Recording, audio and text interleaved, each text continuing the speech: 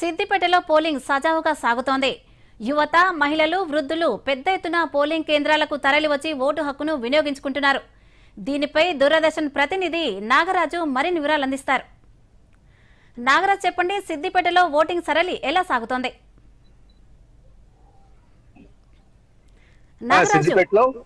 సిద్దిపేటలో ఓటింగ్ సరళి ఎలా కొనసాగుతోంది? మెదక్ లోక్సభ ఎన్నికల్లో భాగంగా సిద్దిపేట అటు మెదక్ జిల్లాలో ఓటింగ్ ప్రశాంతంగా కొనసాగుతుంది.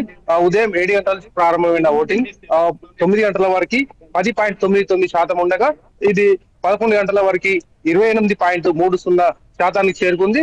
అయితే సిద్దిపేట మండలం చింతమడక గ్రామంలో మాజీ ముఖ్యమంత్రి కేసీఆర్ తన ఓటాకును కుటుంబ సమేతంగా ఓటాకును వినియోగించుకున్నారు. మరోవైపు హుస్నాబాద్ లో రాష్ట్ర మంత్రి పొన్నం ప్రభాకర్ తన ఓటాకును కుటుంబ సభ్యులతో వినియోగించుకున్నారు. కరీంనగర్ నుంచి ఆర్టీసీ బస్ లో స్వయంగా టికెట్ తీసుకొని బస్ లో ప్రయాణం చేసి హుస్నాబాద్ చేరుకొని తన ఓటాకును హుస్నాబాద్ లో వినియోగించుకున్నారు. మరోవైపు సిద్దిపేట జిల్లా కేంద్రంలో మాజీ మంత్రి హరీష్ రావు, సిద్దిపేట ఎమ్మెల్యే హరీష్ రావు తన ఓటాకును కుటుంబ సభ్యులతో కలిసి ఓటాకును వినియోగించుకున్నారు.